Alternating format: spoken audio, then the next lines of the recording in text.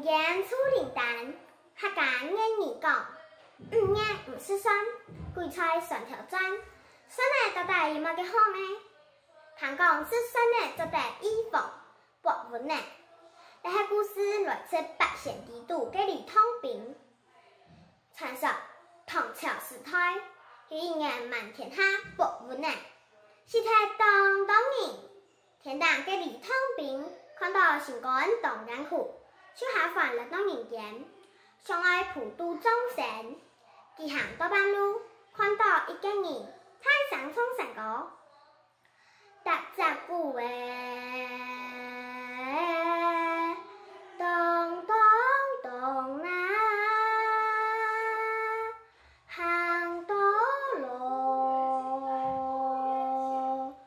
时来就行到到，身边带有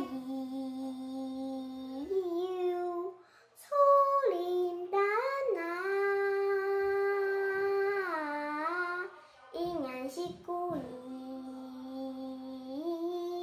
来冇偏痛啊。记下最后就上忙时候8岁。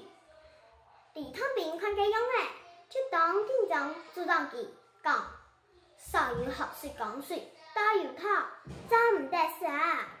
唔过，这个人系做事，不管用半天法，这个人就系错无通动样诶。李通平受其肚子痛，去听佢后背镜看，冇几久后，佢啲态度那水咧东西，食到再度，一阵出兵冲过来，原来系3条人。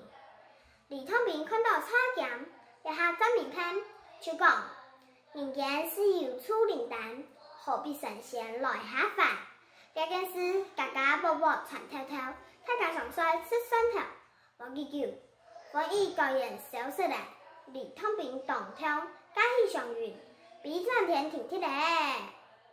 山头西蒙西，看条嘛是尖的呢哦，还真好用呢。唔是，佢哋都人懂。而手咬一些后，3条人咬绵绵行第一下，是必须落去，连去个毛手好咧。大家讲佢係唔係初靈丹呢？什麼大家？